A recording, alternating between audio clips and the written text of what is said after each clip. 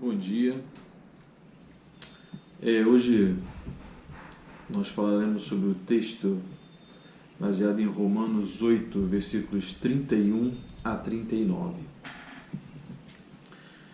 Que diremos, pois, a estas coisas? Se Deus é por nós, quem será contra nós? Aquele que nem mesmo a seu próprio filho poupou, antes o entregou por todos nós, como nos não dará também com ele todas as coisas? Quem intentará acusação contra os escolhidos de Deus? É Deus quem o justifica. Quem é que condena? Pois é Cristo quem morreu, ou antes, quem ressuscitou dentre os mortos, o qual está à direita de Deus e também intercede por nós. Quem nos separará do amor de Cristo? A tribulação, ou a angústia, ou a perseguição, ou a fome, ou a nudez, ou o perigo, ou a espada? Como está escrito, por amor de ti somos entregues à morte todo dia, somos reputados como ovelhas para o matadouro, mas em todas estas coisas somos mais do que vencedores por aquele que nos amou. Porque estou bem certo de que nem a morte, nem a vida, nem os anjos, nem os principados, nem as potestades, nem o presente, nem o porvir, nem a altura, nem a profundidade, nem alguma outra criatura nos poderá separar do amor de Deus que está em Cristo Jesus, nosso Senhor. Deus é por nós. O cristão está seguro em Deus. A carta aos Romanos é a mais longa de todas as cartas do apóstolo Paulo. Roma era o centro do império e ali se constituíram muitas igrejas domésticas. Se percebemos a partir de Romanos 15, especificamente, detectamos ali pelo menos 3 grupos diferentes, 5 agrupamentos diferentes. Na casa de Prisca e Áquila, na casa de Aristóbulo, na casa de Narciso, na casa de Assíncrito e na casa de Filólogo. Por muitos estudiosos, é considerado o livro mais profundo do Novo Testamento. E essa carta aos Romanos também, ela tem basicamente como tema a graça, como aspecto fundamental do caráter de Deus.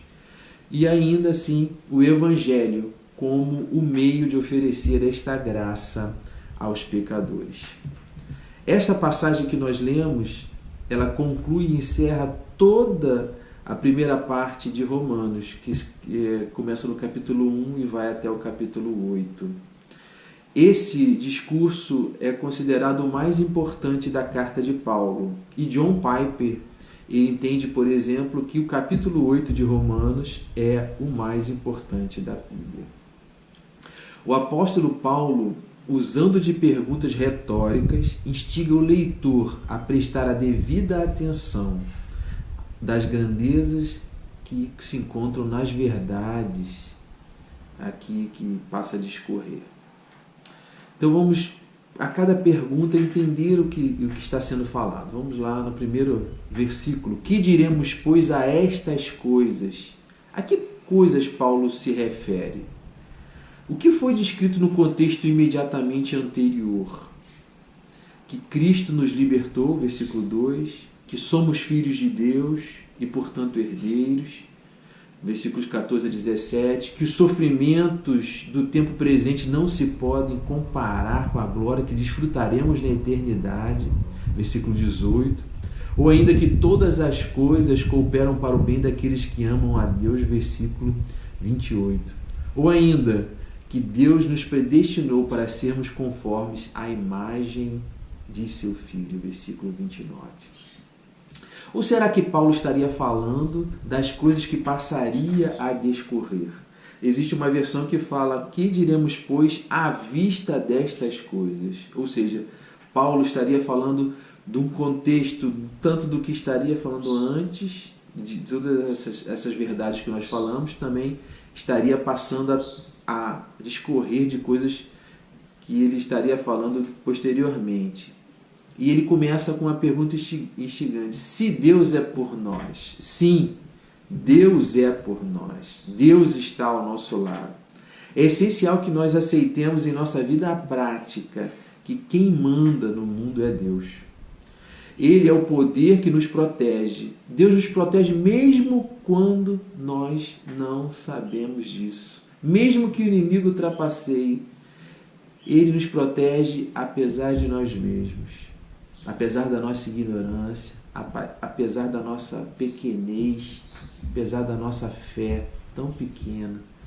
O mundo de fato nos aborrece, como previu Jesus Cristo, mas é essencial que nós nunca percamos de vista que Deus é por nós. E aí, a seguir, uma segunda pergunta: quem será então contra nós? Para alguns crentes a resposta é absolutamente clara: o mundo, o pecado, a carne. Afinal de contas, o que não falta para o crente fiel é perseguição. Para quem segue a Jesus Cristo, vai saber que vai enfrentar injustiça, vai encontrar contrariedades. Porém, o primeiro questionamento deve nos confortar: estamos ao lado de Deus, ou como diz em Números 14:9, o Senhor é conosco. Aquele que nem mesmo seu próprio filho poupou, antes o entregou por todos nós, como nos não dará também com ele todas as coisas? Essa pergunta é uma pergunta muito interessante. Veja, Deus amou a humanidade de tal maneira que deu o seu filho, entregou o seu filho. João 3,16. Mas ainda o plano maior de Deus é resgatar todas as criaturas que foram vítimas da queda do homem, lá em Gênesis. Ou seja, todos carecem de redenção. Se Deus nos deu Jesus Cristo, também nos dará tudo o que for necessário. Bendito seja o Deus e Pai de nosso Senhor Jesus Cristo, que nos abençoou com todas as bênçãos espirituais nas regiões celestiais em Cristo. Efésios 1:3. Prosseguindo no texto: quem tentará acusação contra os escolhidos de Deus? É Deus quem os justifica. Primeiramente, deve esclarecer que existem justas acusações contra todos nós. Não há um justo, nenhum sequer, diz Romanos 3:10. E ainda, todos pecaram e carecem da glória de Deus, Romanos 3:23. O salário do pecado é a morte, Romanos 6:23. A morte passou a todos os homens, pois todos pecaram, Romanos 5:12. Mas Deus, em seu infinito amor, escolhe não nos imputar os nossos pecados. Deus abre mão da acusação.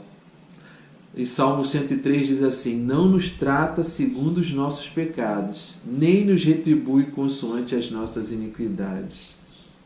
A maldição do nosso pecado já caiu no nosso Senhor Jesus. Ou seja, Deus nos faz justos em Cristo. Prosseguindo no texto: quem é que condena? Pois é Cristo quem morreu, ou antes, quem ressuscitou dentre os mortos, o qual está à direita de Deus e também intercede por nós. Paulo pergunta e responde: Cristo foi escolhido para julgar o mundo, diz lá João 5:22. Contudo, além de juiz, Cristo também é advogado daqueles que lhe pertencem. Assim sendo, não há condenação para aqueles que são representados por Jesus. Porque há um só Deus e um só mediador entre Deus e os homens, Jesus Cristo, homem, o qual se deu a si mesmo em preço de redenção por todos. É o texto de 1 Timóteo 2, 5 e 6. Ele morreu para nos salvar, logo não condenará aqueles pelos quais morreu. Quem nos separará do amor de Cristo? A tribulação, ou a angústia, ou a perseguição, ou a fome, ou a nudez, ou o perigo, ou a espada. Como está escrito: por amor de ti somos entregues à morte todo dia, somos reputados como ovelhas para o matadouro. O texto fala-nos claramente sobre muitos dos nossos temores. Para muitos cristãos, ainda hoje, a posição diante das contrariedades é confusa. Conflitos e calamidades da vida não encontram lugar e nem sentido na sua fé. Ainda mais vivendo o tempo de teologia da prosperidade, como se Deus tivesse a obrigação de recompensar com proteção e vida tranquila aqueles que procuram viver o Evangelho de modo fiel. Paulo mostra aqui que sofrimento e contrariedades têm seu lugar na vida dos que servem a Deus. Veja, o sofrimento que é fruto de ser cristão, de consequências que a pessoa cristã enfrenta para viver o projeto de Deus. Esses são obstáculos que são os obstáculos que são justificáveis. Veja que Paulo fala, ele vai numa crescente que vai da tribulação até a morte pela espada.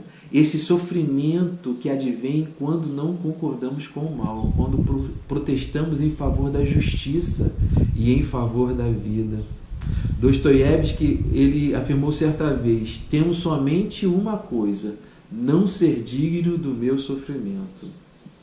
O psiquiatra Viktor Frankl, que passou pelos terrores da Segunda Guerra Mundial, lá nos campos de concentração, ele explica: sofrimento, de certo modo, deixa de ser sofrimento no instante que você encontra um sentido, como o sentido de um sacrifício.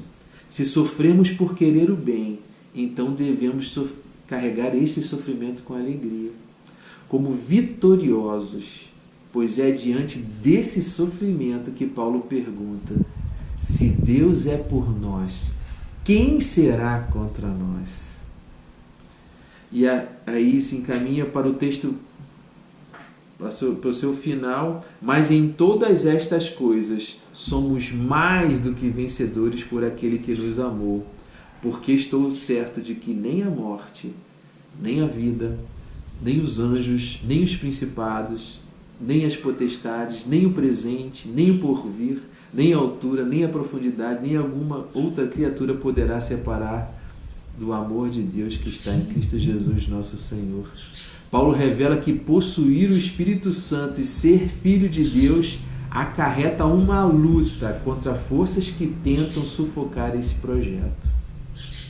Ser cristão é estar numa batalha, num campo de batalha, mas com a consciência e a atitude de vitorioso. Em tudo isso, somos mais do que vencedores. Não se trata de aguardar uma vitória futura e distante, mas de ser vencedor hoje, em meio aos conflitos atuais. A razão disso é o amor de Deus, que em Cristo venceu definitivamente todos os poderes hostis e injustos. Se eles ainda atuam, é por algum tempo. Atualmente há uma febre de séries, nas programações de televisão e na internet, e isso ocupa um espaço que era antes vivido somente pelas telenovelas. Ao acompanharmos uma série, nós tentamos não perder os capítulos para não perdermos nada do enredo, para entendermos a história, e todos os detalhes. Imagine então que você, por algum momento, tenha perdido alguns capítulos, mas aí você assiste o último capítulo da série, o desfecho, Todas aquelas tramas, elas são encerradas ali.